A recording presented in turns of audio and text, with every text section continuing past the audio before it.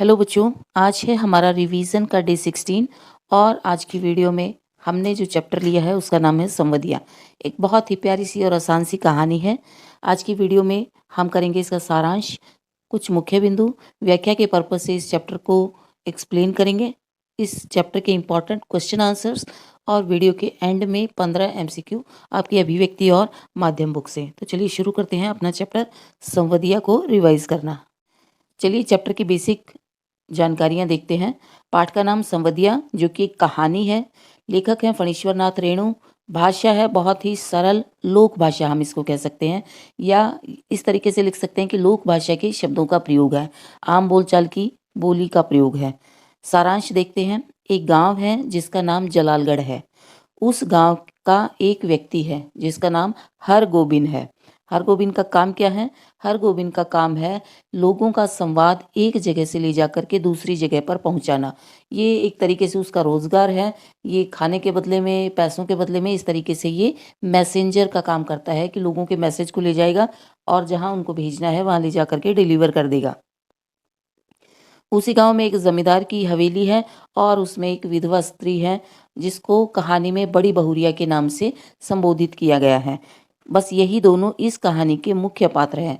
यानी गांव का नाम आपको याद रखना है जलालगढ़, और जलालगढ़ के दो बंदे, एक बड़ी बहुरिया कह करके संबोधित किया गया है पूरी कहानी में, और दूसरा व्यक्ति है हरगोबिंद। आगे बढ़ते हैं। थोड़ा सा कहानी में घुसने से पहले हम एक इम्पॉर्टेंट क्वेश्चन डिस्कस कर लेते हैं, जिसमें ये है कि संवदिया की क्या विशेषताएं बताई हैं लेखक ने। संवाद पहुंचाने का काम सब नहीं कर सकते। भगवान ये टैलेंट किसी किसी को ही देता है, क्योंकि सबके अंदर वो सारी खूबियां नहीं होती कि सभी लोग संवदिया बन सके। तो ये टैलेंट जो है किसी किसी के अंदर होता है। और इसमें क्या टैलेंट होना चाहिए संवदिया में, क्या विशेषता, क्या खूबी उसके अंदर होनी चाहिए? संवाद के हर शब्द को याद रखना और उसे ज्यों का त्यों सुना देना।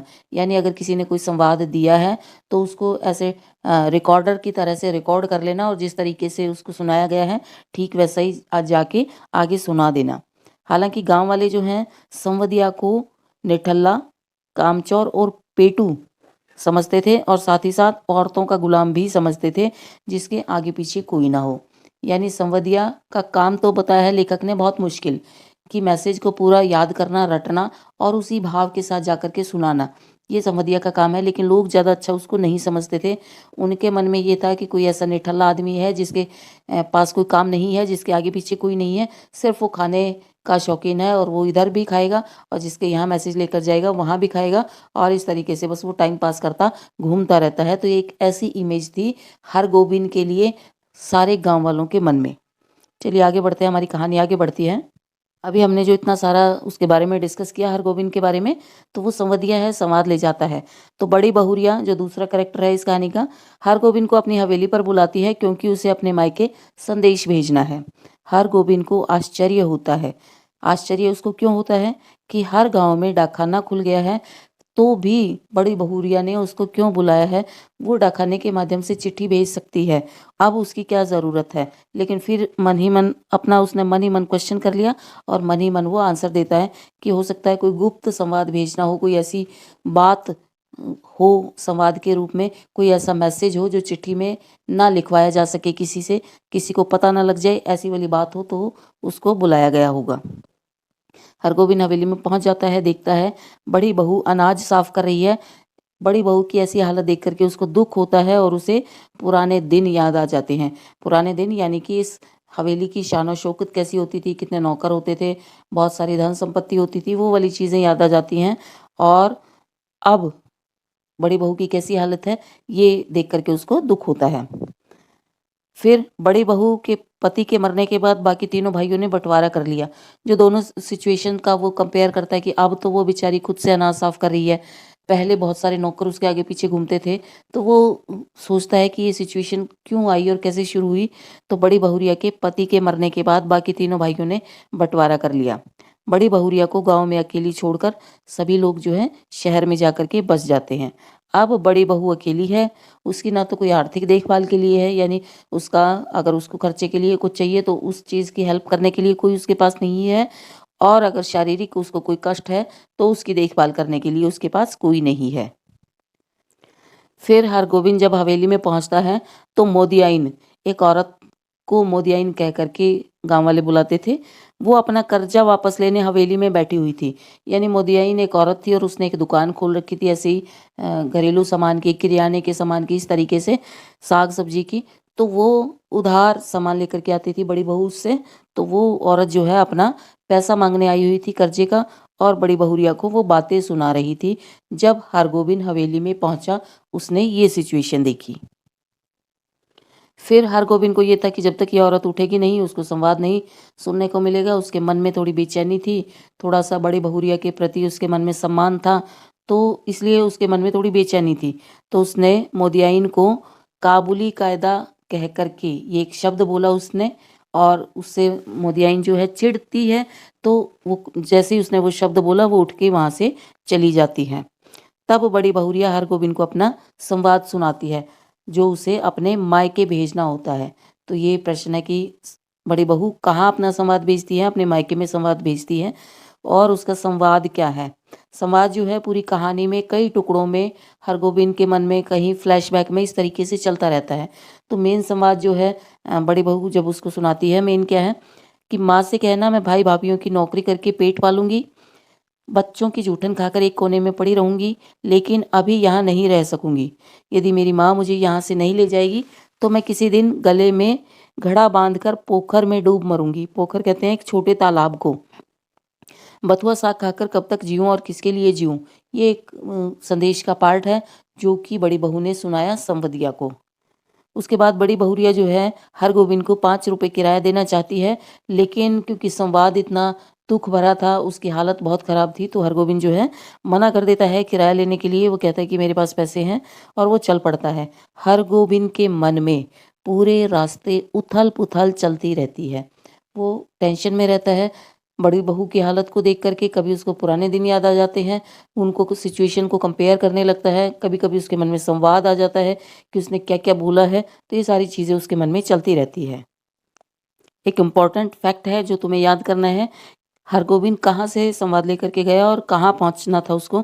जलालगढ़, जैसा हमने शुरू में पढ़ा, हरगोविंद का गांव का नाम है।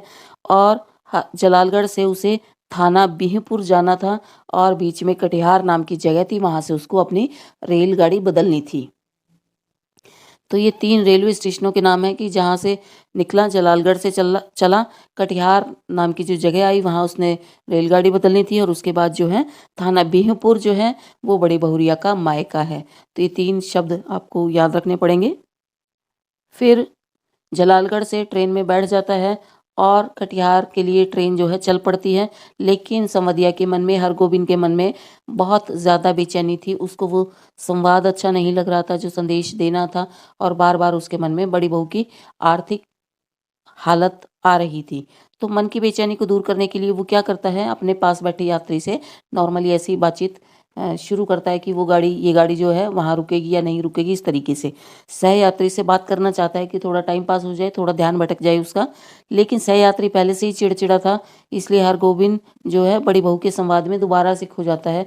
यानी जो सह यात्री था उसने कोई बहुत ज़्यादा अच्छा रिस्पॉन्स नहीं दिया, बात करने में कोई उसने दिलचस्पी नहीं दिखाई। तो फिर से हरगोविंद चुपचाप अकेला बैठ करके बड़ी बहू को याद करने लगता है। वो बार बार मन में सोचता है कि यदि बड़ी बहू अपने मायके चली गई तो लोग उसके और उसके गांव जलालगढ़ के बारे में कैसी कैसी बातें करेंगे। उससे लगने लगा कि अगर ये संवाद दे दिया और एक्चुअल में ऐसा हो गया तो उसके गांव की तो बहुत बेइज्जती हो जाएगी। हरगोविंद के लिए ये बहुत शर्मिंदगी भरी बात थी कि उसके गांव की एक बहू है और उसकी इतनी हालत ख़राब कर दी है कि अब उसको बुढ़ापे में अपने मायके में जाकर रहना पड़ रहा है।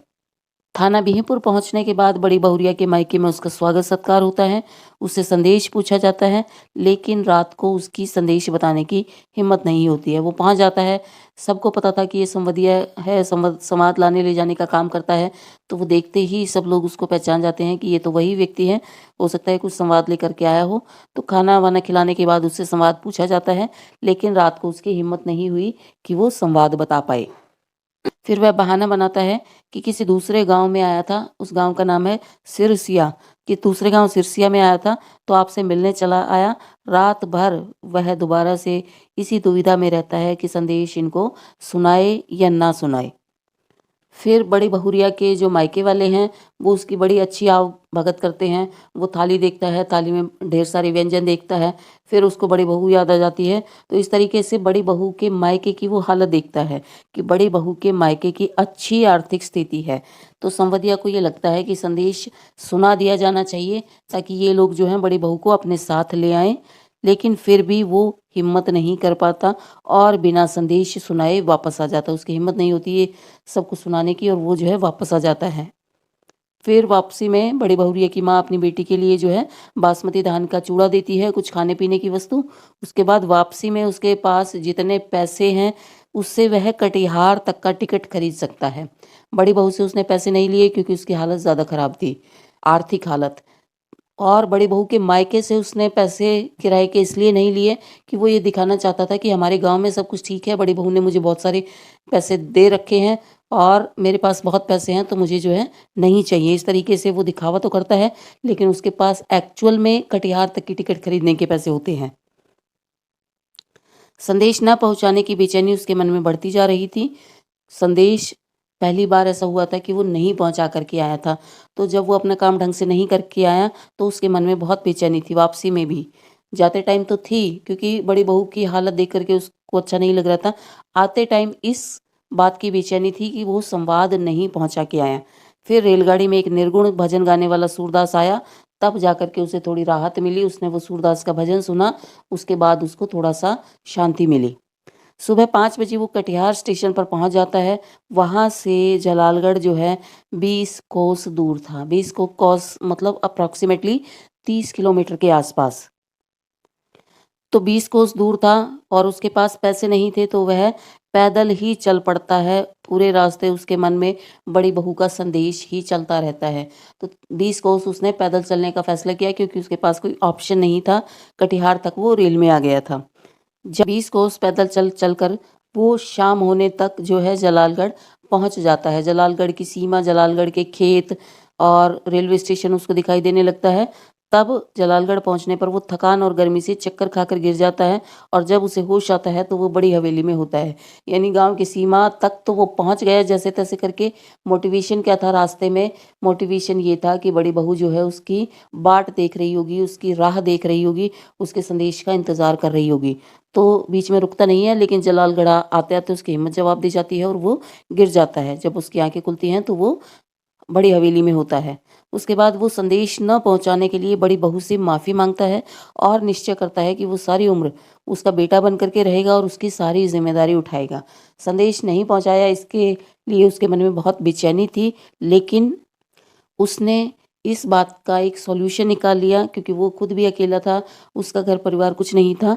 तो उसने निश्चय किया कि वो बड़ी बहुरिया का बेटा बन करके उसकी देखभाल करेगा और सारी जिम्मेदारी उठाएगा।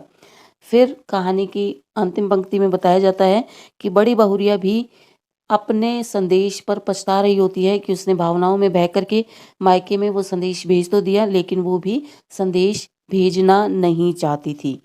तो ये एक बड़ी आसान सी कहानी है कि एक संवदिया की क्या विशेषताएं हैं और गांव वालों के मन में संवदिया की क्या अवधारणा है, संवदिया की क्या विशेषताएं हैं और गांव वाले उसके बारे में क्या सोचते हैं, संवदिया की उनके मन में क्या अवधारणा है, ये हमारा प्रश्न है। केवल यही सबसे इम्पोर्टेंट प्रश्न है परीक्षा में आने लायक। बाकी प्रश्न हम करेंगे कि हमें जो है चैप्टर और अच्छे से क्लियर हो जाए। ये क्वेश्चन आप जो है पेपर के हिसाब से याद करोगे। कहानी के अनुसार संवाद पहुंचाना आसान काम नहीं है। लेखक ने जो बताया संवदिया की विशेषताएं, उसके अकॉर्डिंग संवाद पहुंचाना आसान काम नहीं है। आदमी में यह योग्यता जन्मजात होती है, यानी वो भगवान के घर से संवदिया बन करके आता है।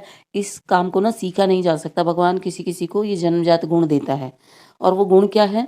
संवाद के हर शब्द को याद रखना और उसी भाव में जाकर के वो संवाद सुना देना बहुत अभ्यास का काम है। यानी संवदिया की जो विशेषताएं हैं वो क्या है? संवाद जो सुनेगा उसको एज इट इज़ रिकॉर्ड की तरह से अपने मन में याद कर लेगा और उसी भावना के साथ वो जा करके सुना देगा। लेकिन गाँव वालों के अनुसार निठल्ला, पेटू और कामचोर व्यक्ति ही संवदिया बनता है।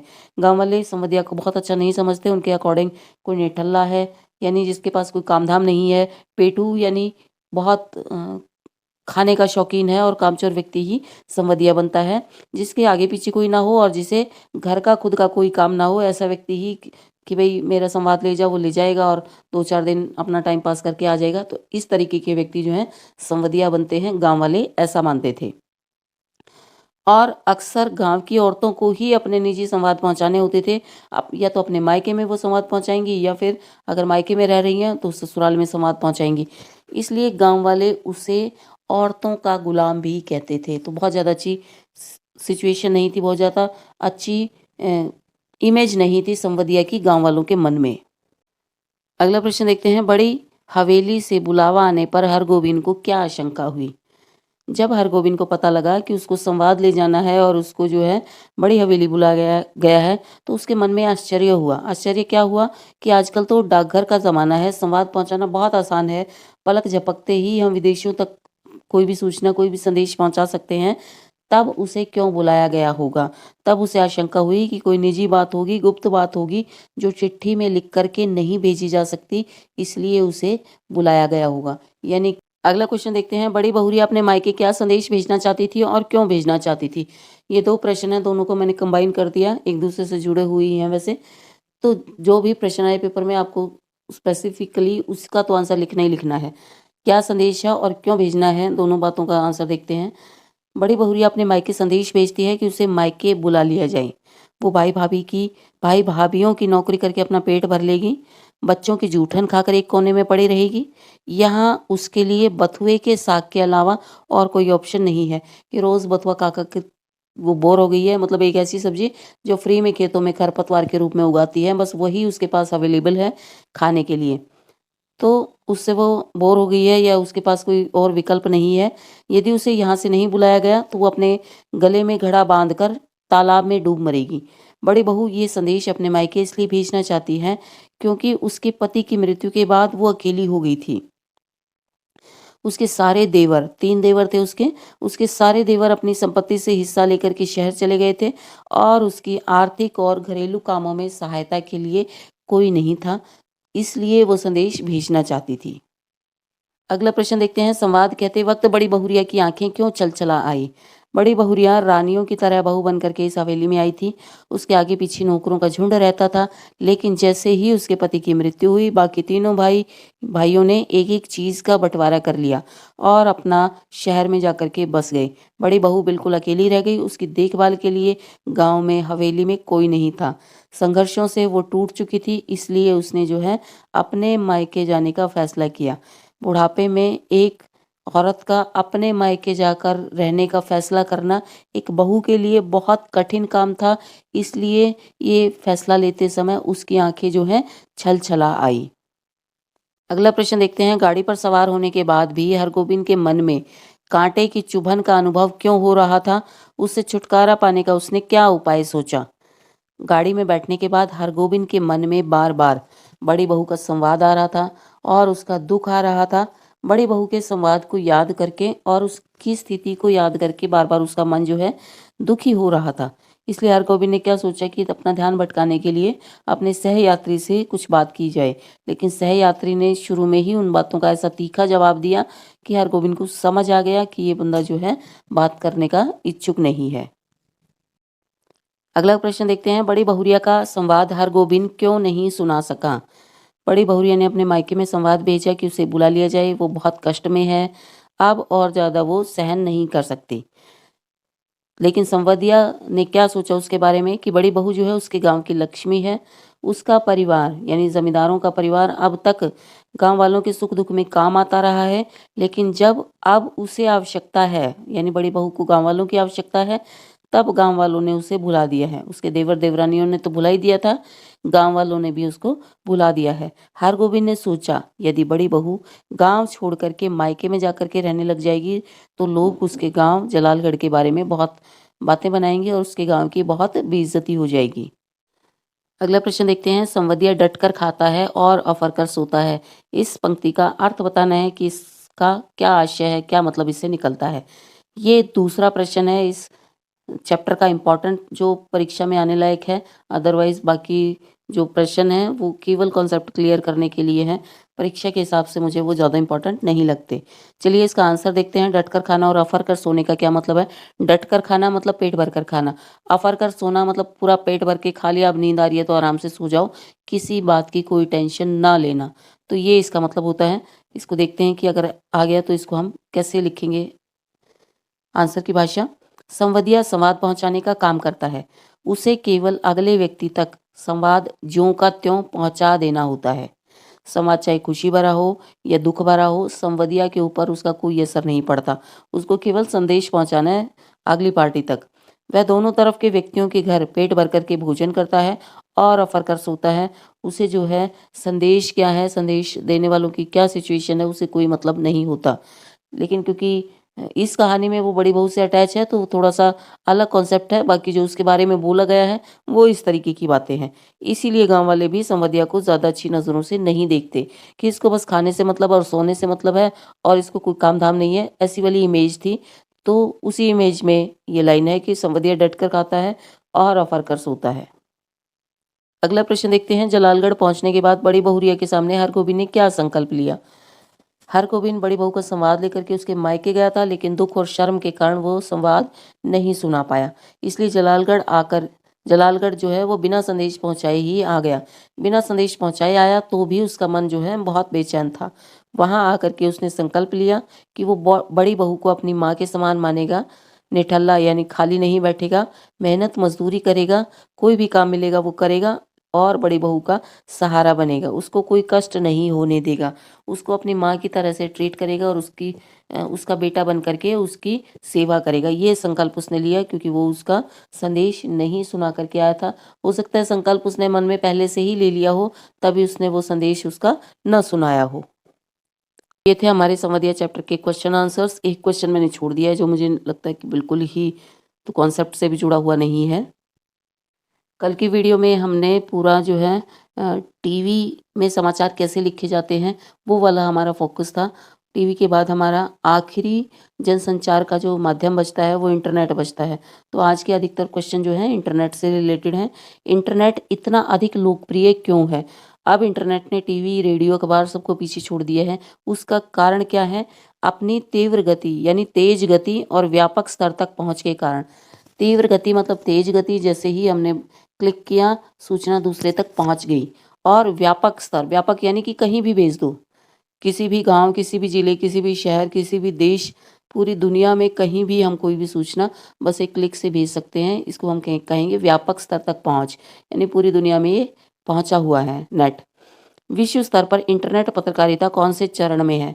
दो प्रश्न है। एक तो हमें ये याद रखना है कि विश्व स्तर पर जो इंटरनेट है वो कौन से चरण में है और इंडिया में कौन से चरण में है। तो ये दो अलग अलग क्वेश्चन है और इम्पॉर्टेंट है। विश्व स्तर पर इंटरनेट पत्रकारिता जो है यानी वर्ल्ड लेवल पर तीसरे चरण में है। वो जो तीसरा चरण है 2002 के बाद वहाँ तीसरा चरण शुरू हो गया है। और भारत में इंटरनेट पत्रकारिता का कौन सा चरण है? भारत में दूसरा चरण जो है 2003 से अभी तक जो है चल रहा है। तो भारत एक कदम पीछे है इंटरनेट के मामले में और दुनिया के बहुत सारे देश जो हैं तीसरे चरण में है। भारत अभी भी दूसरे ही चरण में है। भारत में सही अर्थों में वेब पत्रकारिता कौन कर रहा है?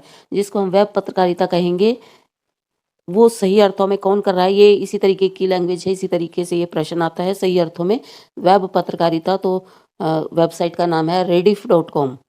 भारत में वेब पत्रकारिता की कुछ प्रमुख साइटें बताइए। तो rediff.com को तो आपको याद रखना है कि ये वेब पत्रकारिता की एक साइट है। इंडिया इन्फोलाइन और सीफी ये दो वेब साइट और हैं वेब पत्रकारिता के मामले में। भारत में विशुद्ध पत्रकारिता का श्रेय किसको जाता है? तहलका.com आपको नाम याद रखना है। विशुद्ध पत्रकारिता भारत में जो है तहलका.com करती है। अगला प्रश्न, हिंदी में नेट पत्रकारिता किस साइट से शुरू मानी जाती है? वेब दुनिया से हिंदी पत्रकारिता शुरू मानी जाती है। ऐसा कौन सा अखबार है जो केवल नेट पर उपलब्ध है? प्रभात साक्षी। इसकी हार्ड कॉपी नहीं छपती, ये केवल इंटरनेट पर उपलब्ध अखबार है। पत्रकारिता में हिंदी की सर्वश्रेष्ठ साइट कौन सी है? बीबीसी करके जो हिंदी की साइट है तो उसकी खबरें सबसे ज़्यादा ऑथेंटिक मानी जाती हैं। हिंदी में तो पत्रकारिता में हिंदी की सर्वश्रेष्ठ साइट अगर आएगा तो वो बीबीसी होगा। और अगर एक ये क्वेश्चन है कि बीबीसी की फुल फॉर्म क्या है? ब्रिटिश ब्रॉडकास्टिंग कॉरपोरेशन, ये उसकी फुल फॉर्म है। अब कुछ नाम दिए गए हैं, ये किन चीज़ों के नाम हैं? अनुभूति, अभिव्यक्ति, हिंदी नेस्ट, सराय आदि किसके नाम है? ये प्रश्न जो है ऐसे मिलान के रूप में आ सकता है। एक आधे पत्रिका का नाम दे दिया और पूछ लिया कि ये क्या है, उचित मिलान कीजिए, तो ये उसके हिसाब से आपको नाम याद रखने चाहिए। हिंदी वेब पत्रिकाओं के नाम हैं। ऑनलाइन मैगजीन कोई उपलब्ध होती होगी नेट पर और हिंदी में, तो ये उनके नाम हैं। आगे चलते हैं। हिंदी नेट पत्रकारिता की सबसे बड़ी समस्या क्या है?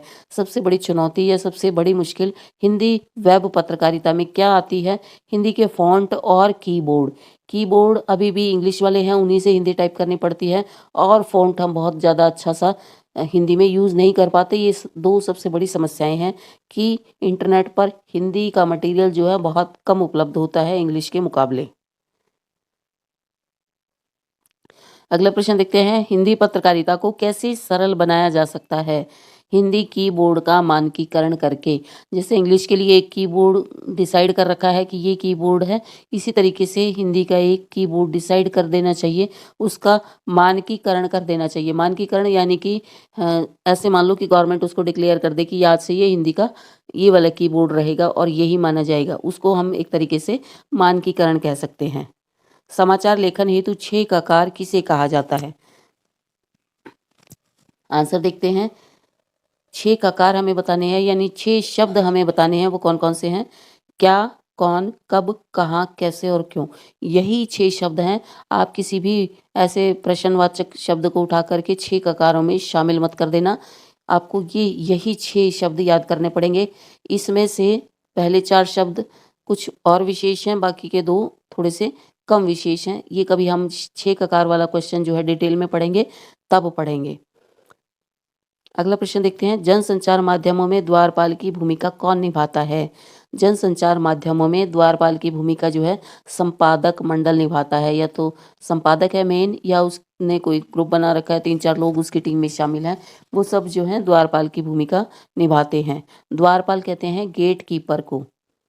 द्वारपाल की भूमिका क्यों निभाते हैं ये भी हम डिटेल में कभी डिस्कस करेंगे। आपको अभी इतना याद रखना है कि जनसंचार माध्यमों में द्वारपाल कौन है? संपादक लोग द्वारपाल हैं। फीचर किसे कहते हैं? सुव्यवस्थित रचनात्मक लेखन जिसमें सूचना के साथ मनोरंजन भी हो। सरल भाषा में कहें तो फीचर वो लेख है जिसमें एक सूचना है, साथ ही साथ थोड़ा सा मनोरंजन भी है। समाचारों में मनोरंजन नहीं होता, समाचारों में केवल सूचनाएं होती हैं। फीचर थोड़ा सा एक स्टेप आगे है, उसमें सूचना भी है, लेकिन वो मनोरंजक तरीके से सूचना उपलब्ध कराई गई है। तो ये था आपका डे 16 का रिवीजन। कहानी आज की आपकी बहुत आसान थी, क्वेश्चन आंसर उसके बड़े आसान से थे। संवदिया चैप्टर को जब हम पढ़ेंगे तो उसको एक्सप्लेनेशन के हिसाब से पढ़ेंगे। एक पैरा 2 पैरा कम से कम ऐसे हैं जो कई बार परीक्षा में पूछे गए हैं। तो कभी एक अलग से सेपरेट वीडियो में बनाऊंगी जिसमें कुछ व्याख्या वाले अलग से पैराग्राफ मैं डालूंगी कि ये ज़रूर आपको पढ़ करके जाने हैं। तो संवदिया जो है व्याख्या के हिसाब से, इसमें 2 पैराग्राफ हैं जो व्याख्या के हिसाब से इंपॉर्टेंट हैं। बाकी प्रश्न उत्तर बहुत ज़्यादा मुश्किल नहीं है, इसलिए मैंने सारे ही डाल दिए, केवल एक को छोड़ करके। एमसीक्यू थोड़े से मुश्किल थे क्योंकि नेट से जुड़े हुए हैं, थोड़े से फैक्ट उनमें ज़्यादा थे, इसलिए मैंने ज़्यादा नहीं रखे, केवल 15 रखे हैं। आप आई होप आप अच्छे से इनको याद कर रहे होंगे और अपना रिवीजन टाइम पर कर रहे होंगे। चलिए मिलते हैं कल अगली वीडियो में, तब तक keep watching, keep learning. Thanks for watching.